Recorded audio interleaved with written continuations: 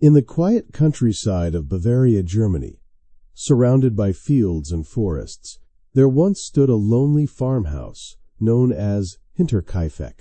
It was the kind of place where time seemed to move slower, a few cows in the barn, the smell of hay and wood smoke, and the same daily routines repeated year after year. But one spring night in 1922, this peaceful setting would become the stage for one of the most haunting mysteries in European history. Welcome back, everyone. Tonight, we are traveling more than a century into the past, to a time before modern forensics, before DNA testing, before security cameras. This is a story that still chills both historians and investigators today.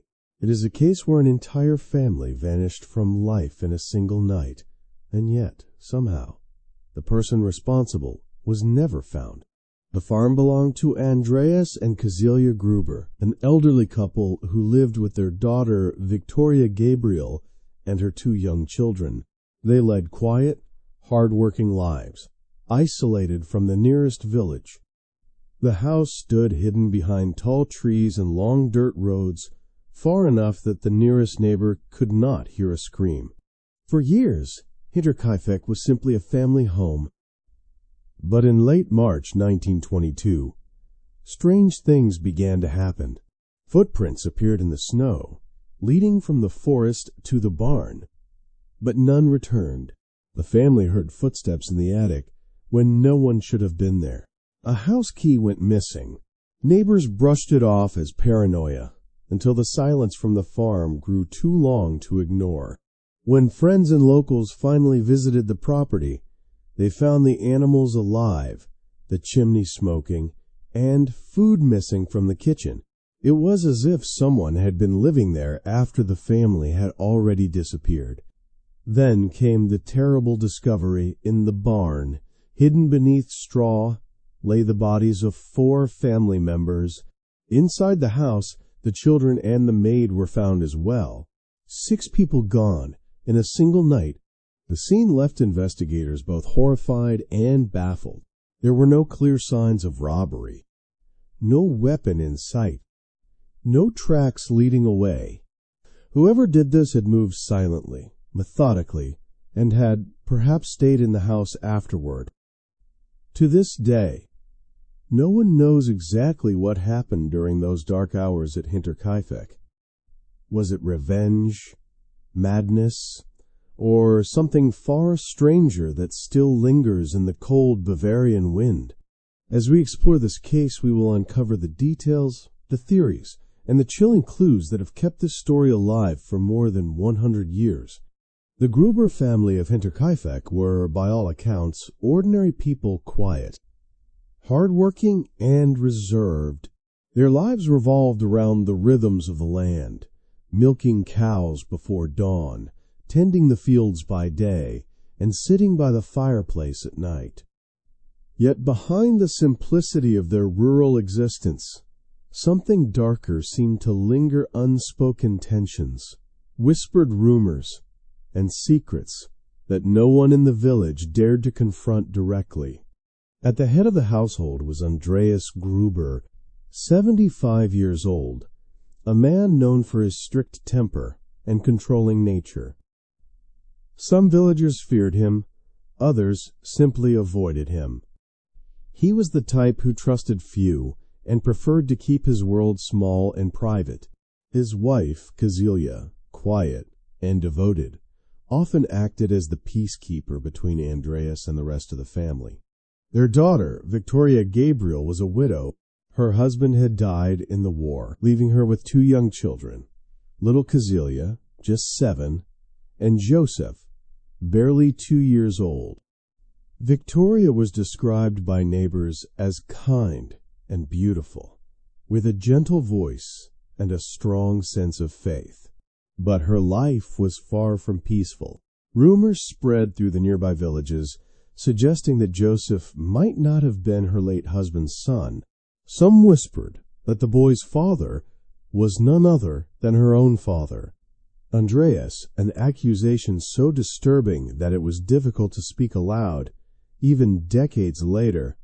Whatever the truth was, the family lived in a fragile balance, bound together by blood, isolated by secrecy. Life at Hinterkaifeck was predictable, but heavy with tension. The walls of that old farmhouse held both silence and suspicion. Then came the final addition to the household, Maria Baumgartner, the new maid.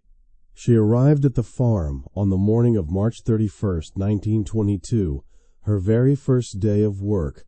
Just hours later, she would become one of the 6 victims. Her sister had accompanied her to the farm that day, helping her settle in. Neither of them could have imagined that this would be the last time they would see each other alive. Each of the victims met the same fate, struck down with brutal precision, one by one, in the dead of night. The children never had a chance to cry out. There were no signs of a struggle, only the quiet horror of an attack that came suddenly and without mercy. What makes the Hinterkaifeck case so haunting is not just the tragedy of the murders themselves, but who these people were, a family that carried its secrets into death, leaving behind questions that no one could ever answer. Who hated them enough to destroy them all? Or was it someone they trusted, someone who had simply walked through the door that night as if they belonged there? In the days leading up to the tragedy, Hinterkaifeck was not a peaceful place. Something or someone had already begun to disturb the fragile calm that surrounded the old farmhouse. It began quietly, almost innocently, with footprints in the snow. One morning, Andreas Gruber stepped outside and noticed a single line of footprints leading from the forest straight to the barn. At first, he thought it must be a hunter or a lost traveler. But then he realized something strange. The tracks ended at the barn. There were no footprints leading away. Whoever had come that night had entered the property and never seemed to leave. That discovery unsettled the old man deeply. He searched the entire farm, the stables and the lofts, but found no one. He even examined the attic, where he thought he heard faint footsteps and creaking boards in the evenings. But every time he checked, there was nothing, no sign of forced entry, no trace of a stranger. The unease grew worse with each passing day. The family began to hear muffled voices in the attic, footsteps at night, and even the sound of the front door latch moving on its own. Their house key went missing, and although Andreas replaced it, the thought of an intruder weighed heavily on him. Victoria confided in a neighbor that she felt watched, as if someone was moving around the property after dark. Even the farm animals seemed uneasy. The dog barked at empty corners of the yard, and the cows grew restless for no clear reason. Still, the Grubers stayed. Perhaps they believed their fears were unfounded, that the noises were only the wind or the creaks of an old house. Life on an isolated farm demanded endurance. People there learned to live with silence, with shadows, with the strange sounds of the countryside at night. But the sense of dread only deepened. One neighbor later testified that Andreas had told him about finding a strange newspaper from Munich lying in the yard, a paper no one in the family subscribed to, and one that none of the neighbors recognized. How did it end up on their property, miles from any road or postman's route? Every sign pointed to one terrifying possibility. Someone was already inside Hinterkaifeck, watching and waiting. Looking back now, it is impossible not to wonder whether the family sensed their fate approaching. They went about their daily work, preparing meals, feeding animals, attending church, all while a silent intruder might have been hiding above them in the attic, listening to every sound, every word, every heartbeat. Within days, the strange noises stopped. The footsteps faded. The silence returned. And then, on the night of March 31st, 1922, Hinterkaifeck fell completely still. After days of unease, The Gruber family faced one final warning: a missing key. It might have seemed like a small thing, easily misplaced in a busy household. But on a secluded Bavarian farm, every door and lock mattered. When Andreas Gruber realized one of the front door keys was gone, he searched everywhere. He questioned the family, even the children, but no one had seen it. For a man as cautious and private as Andreas, the missing key was not a trivial matter. It was a sign that someone had been close enough to touch their world. Andreas told neighbors about the strange events, the footprints, the noises in the attic, the misplaced newspaper, and now the key that had vanished. But in 1922, rural communities rarely imagined the kind of evil that could hide among them. Some thought Andreas was becoming forgetful in his old age. Others believed the farm was haunted. Few suspected what was about to happen. Then, the following days passed in silence. No one saw the family in town. Victoria did not attend church on Sunday, something she had never missed. The children did not show up at school. Milk deliveries were left uncollected. Yet from a distance, villagers noticed smoke rising from the farmhouse chimney. The animals were being fed. It was as if the Grubers had simply gone quiet, or someone else was living there in their place. When the neighbors finally gathered enough concern to investigate, led by Lorenz Schlittenbauer, they entered the barn and uncovered a scene that would shock the entire country. Beneath piles of hay and straw lay 4 bodies: Andreas, Kazilia, Victoria, and little Kazilia, stacked neatly, as if arranged with care. Inside the farmhouse, the maid Maria and baby Joseph were found dead as well.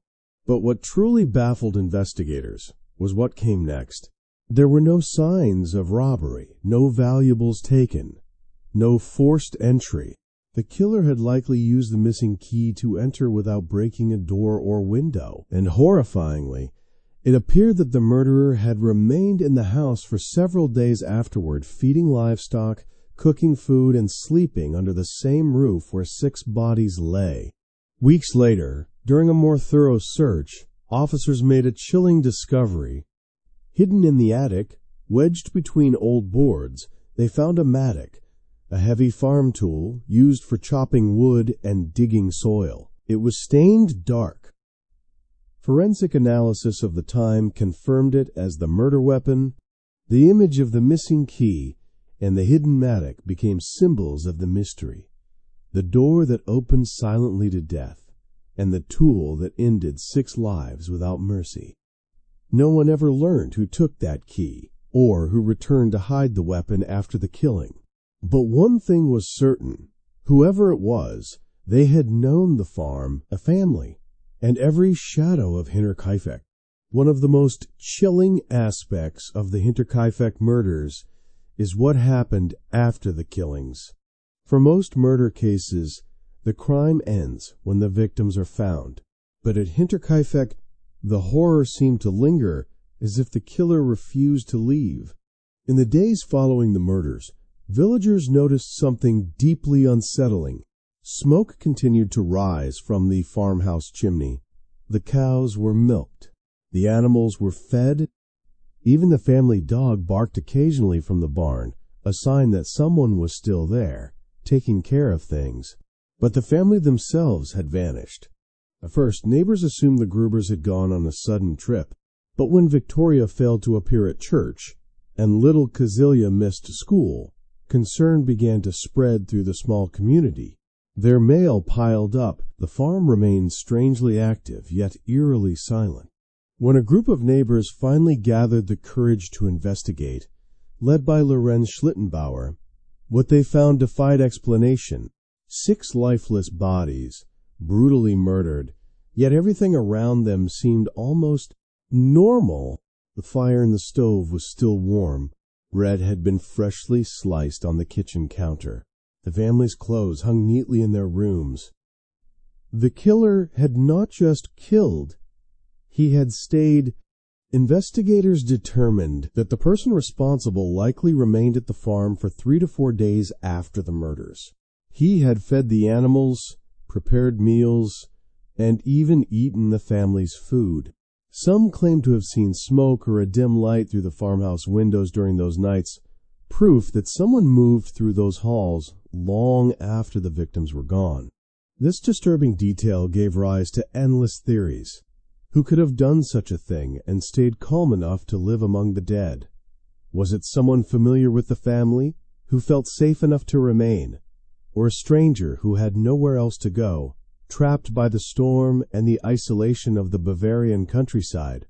One thing was certain: this was no random act of violence.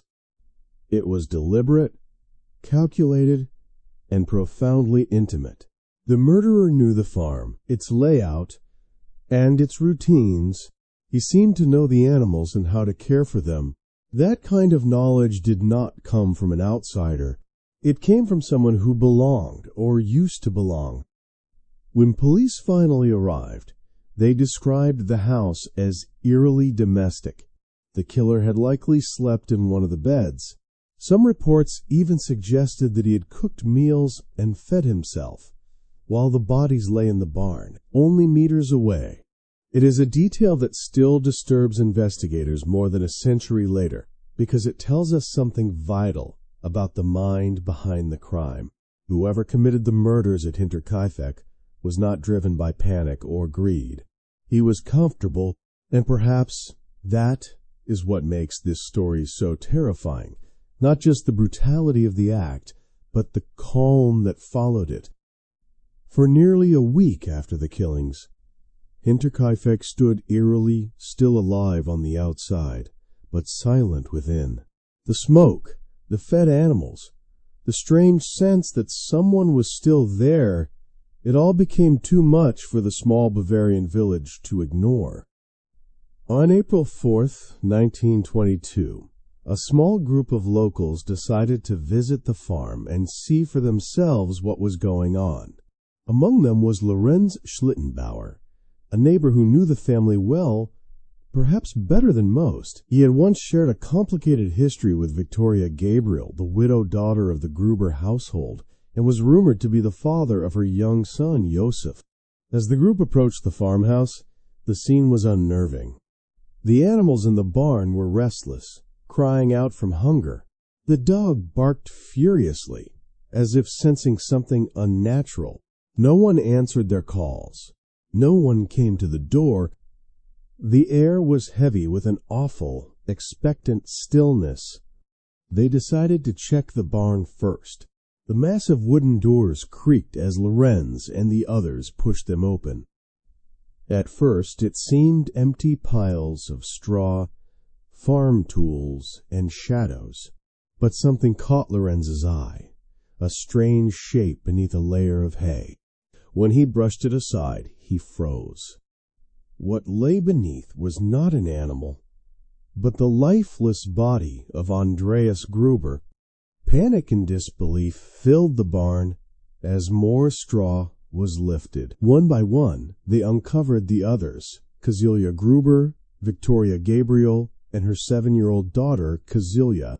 Their bodies had been placed in a pile, carefully covered, almost as if the killer had taken the time to hide, or perhaps bury his victims.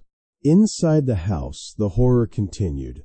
The maid, Maria Baumgartner, was found murdered in her bed, and little Josef, only 2 years old, lay lifeless in his crib.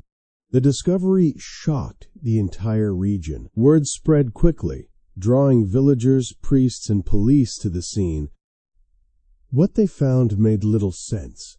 There was no forced entry, no valuables stolen, no evidence of a struggle outside the initial attacks. Whoever had done this had moved through the house quietly, deliberately, and with chilling precision. Investigators noticed another strange detail. The dog was still alive, chained near the barn, and had clearly been cared for.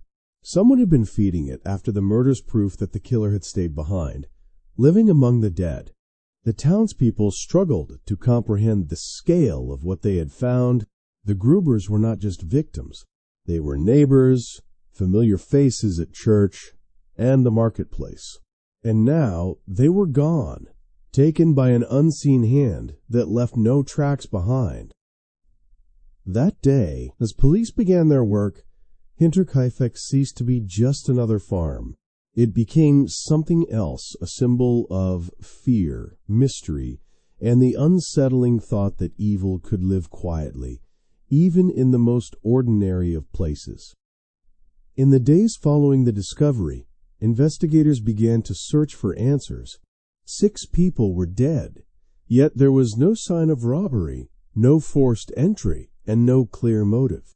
The community demanded justice, but the clues pointed in too many directions, and in some ways, in none at all.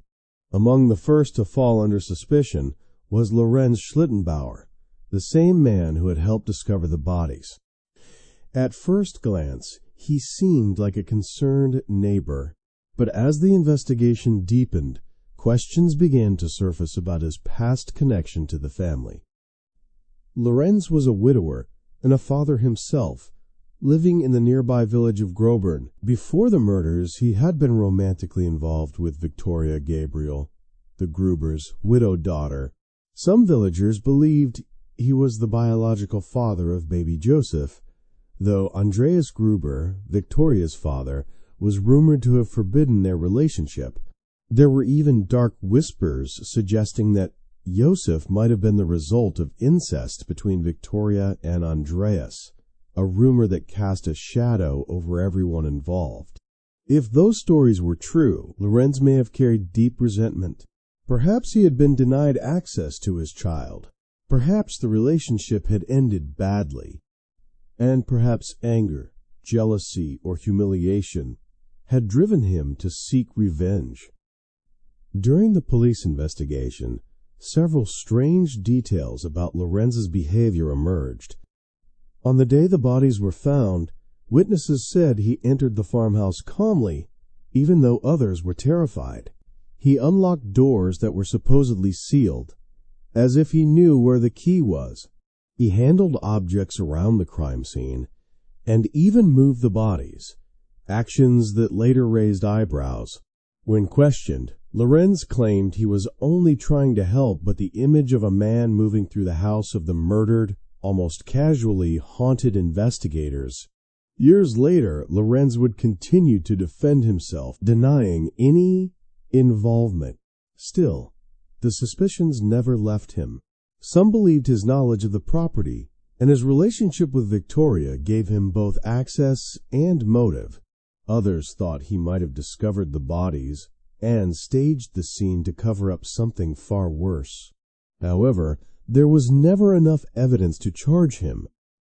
No fingerprints, no witnesses, and no confession. The forensic tools of the 1920s were primitive, and whatever traces the killer had left were soon lost to time and contamination. Over the decades, alternative theories surfaced. Some claimed a vagrant or escaped prisoner had committed the crime. Others believed it was a robbery gone wrong, or even a team of killers acting out of vengeance. But every theory eventually collapsed under scrutiny.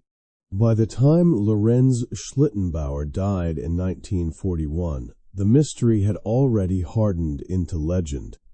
He took whatever truth he knew to the grave, and with his passing, one of the last living connections to the Gruber family vanished forever.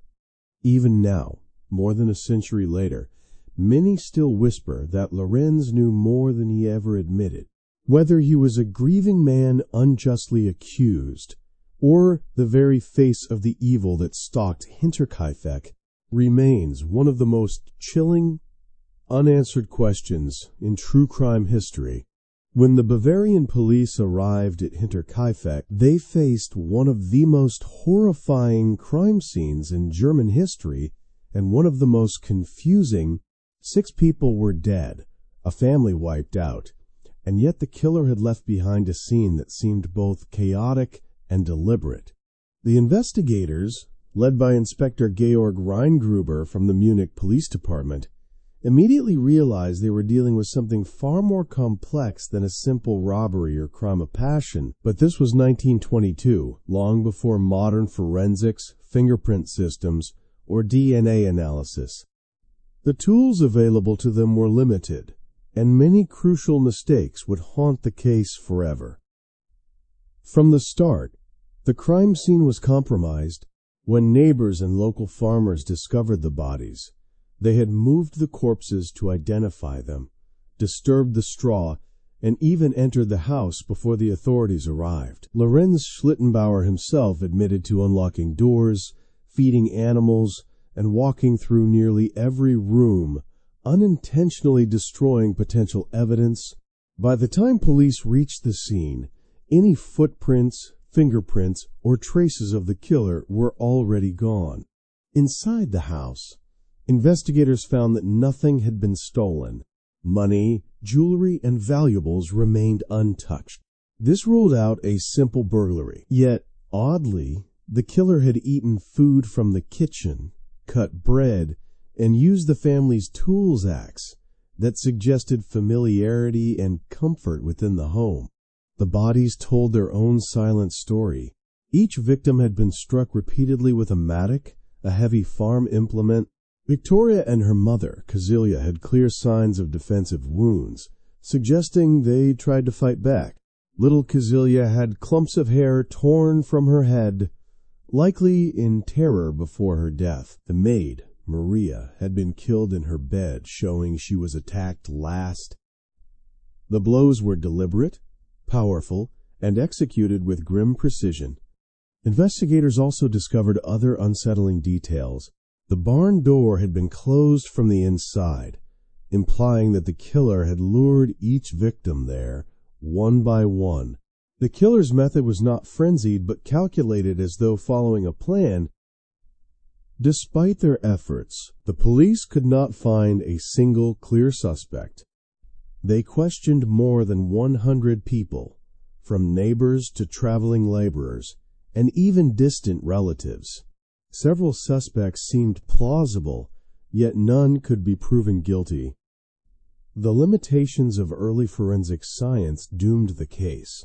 There was no blood analysis, no fingerprint catalog, and no way to preserve evidence properly.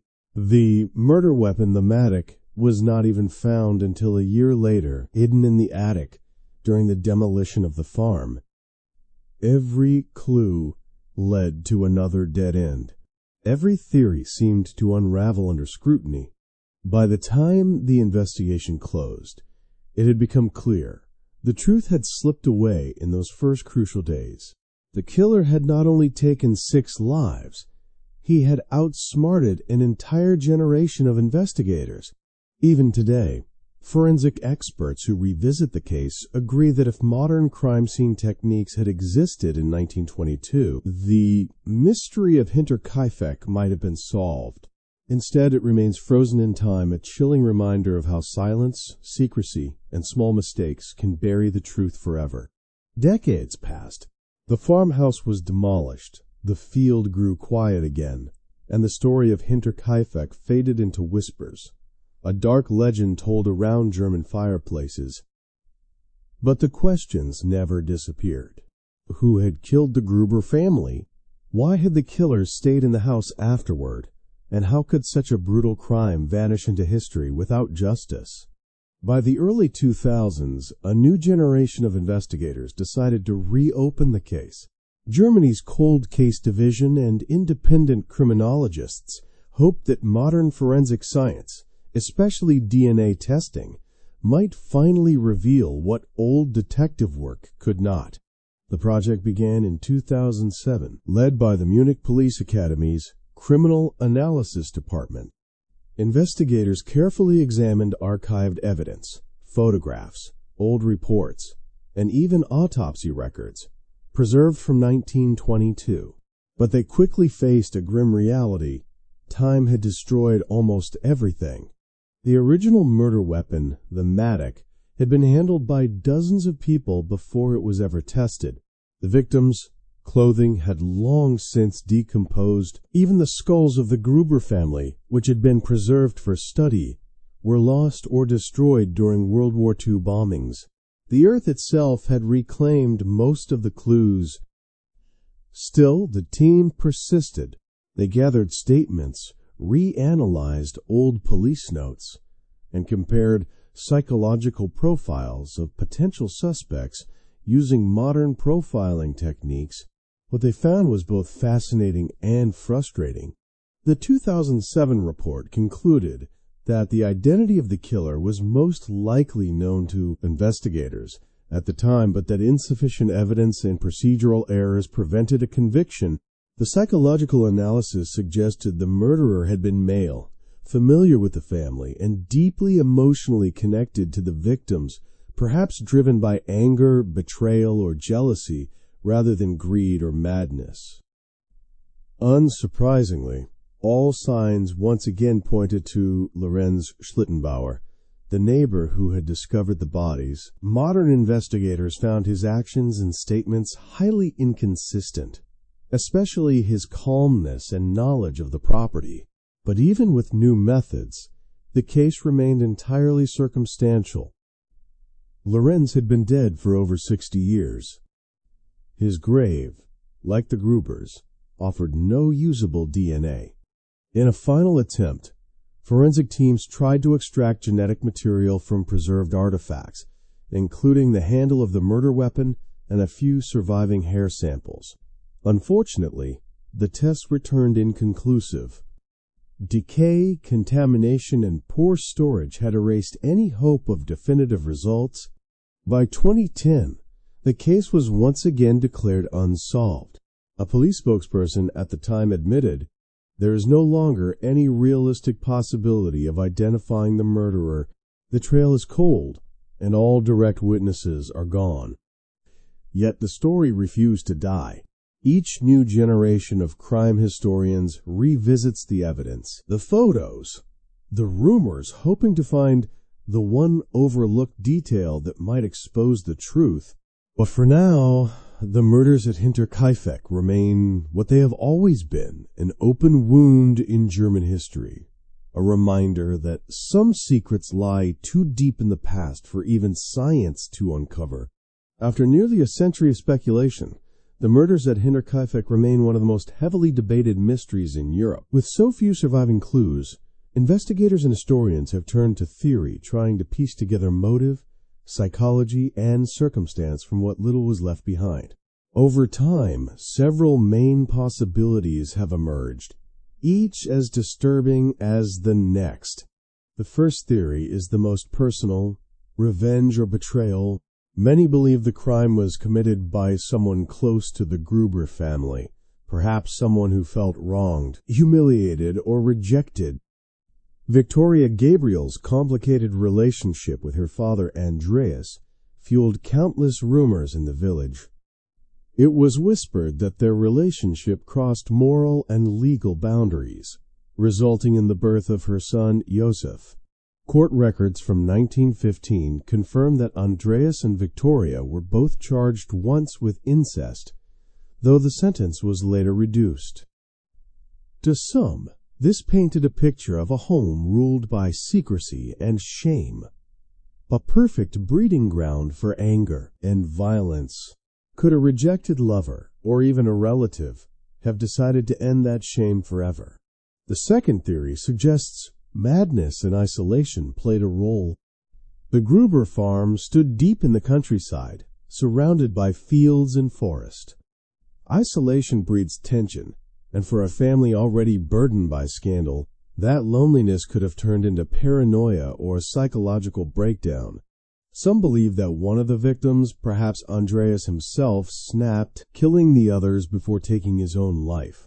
Yet, this theory collapses under forensic evidence. There was no sign of suicide, and the methodical covering of the bodies indicated a killer acting with control, not in blind rage.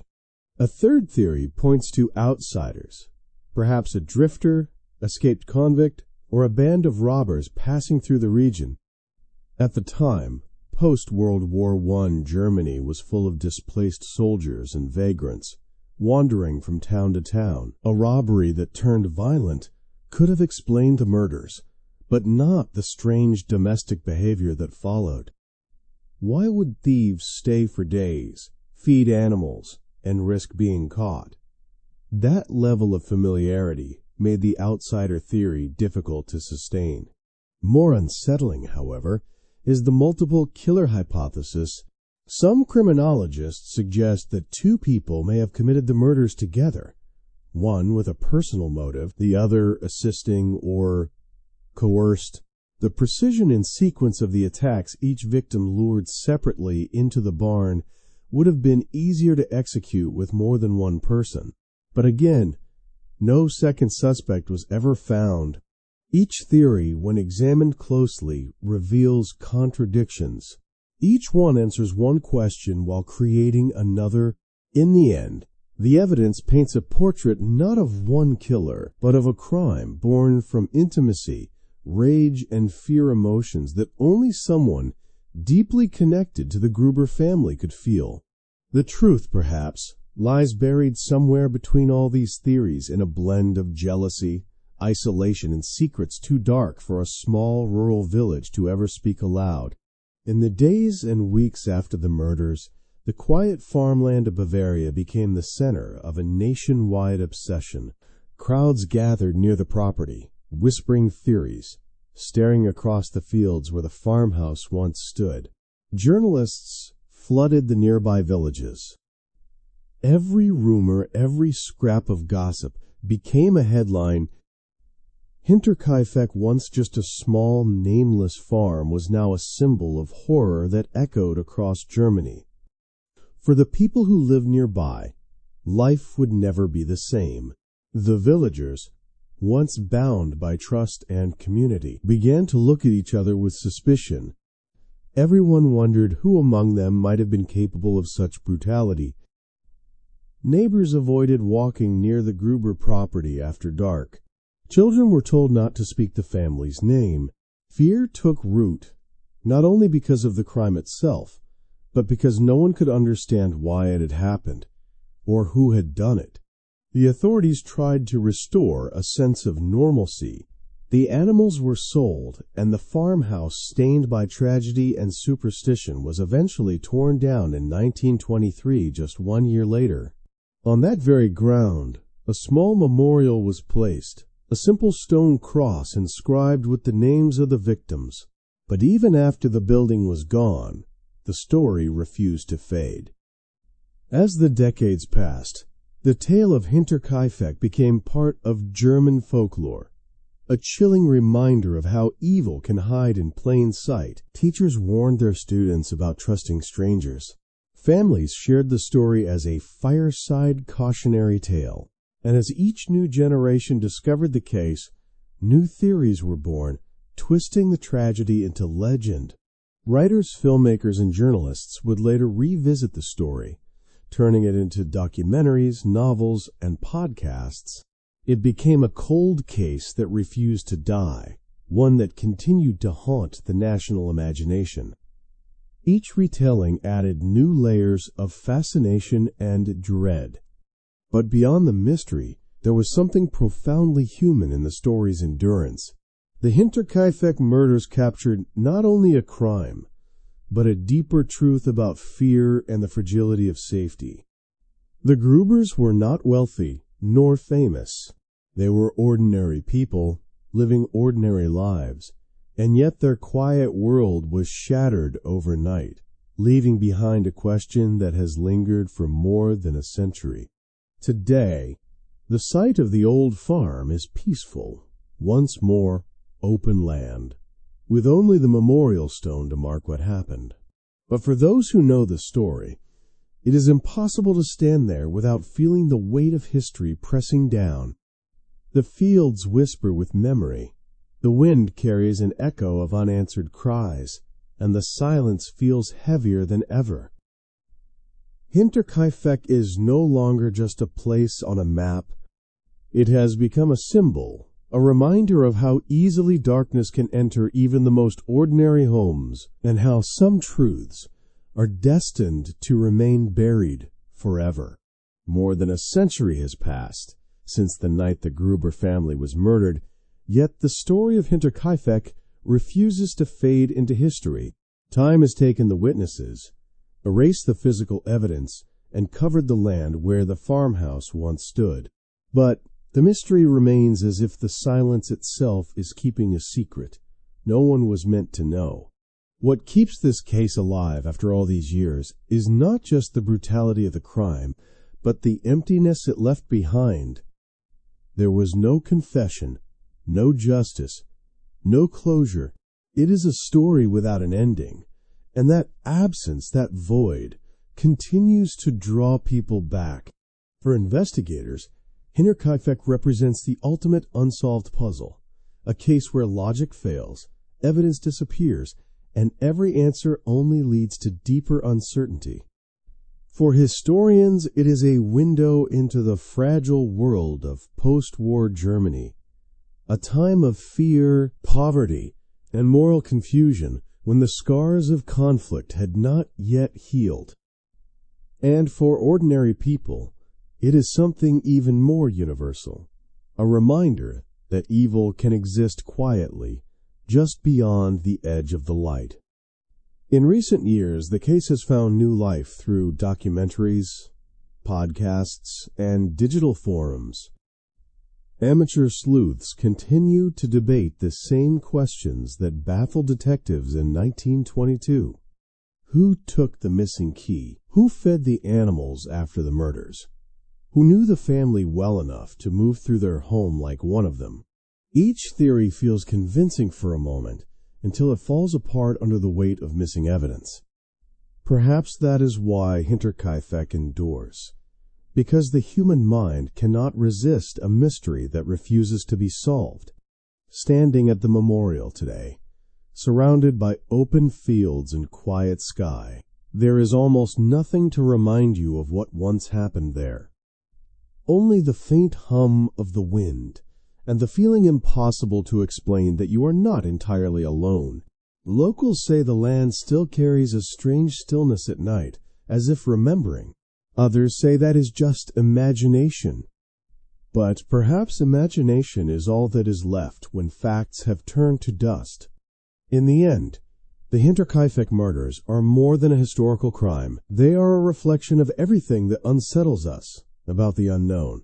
How a single act of violence can ripple through time, and how some answers are destined to remain beyond reach. Maybe that is why this story still haunts us.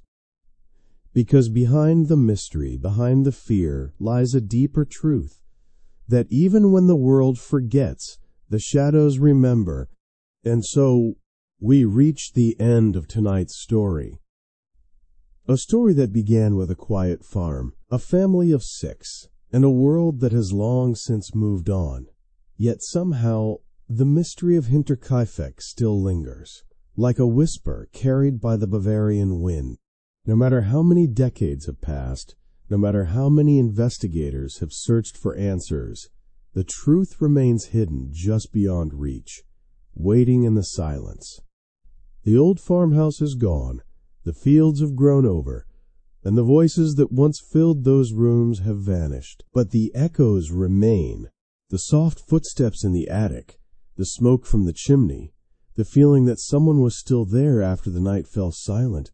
Perhaps the reason we can't stop thinking about cases like this is because they remind us how fragile life truly is, how the ordinary can turn into the unthinkable in just one night. Hinterkaifeck is not only a crime, it is a reflection of human mystery itself. The unanswered questions, the quiet dread, the search for meaning in the dark. They are as much a part of us as the need to keep telling the story. So as you close your eyes tonight, remember, history does not always give us closure. Some stories do not end. They fade, softly, like a candle burning low in an empty room. Thank you for joining me tonight. If you would like to hear more forgotten histories, unsolved mysteries, and the quiet echoes of the past, stay tuned, subscribe, and drift with me into another story next time. Good night, everyone. Sleep well. and may the shadows of the past stay where they belong behind you.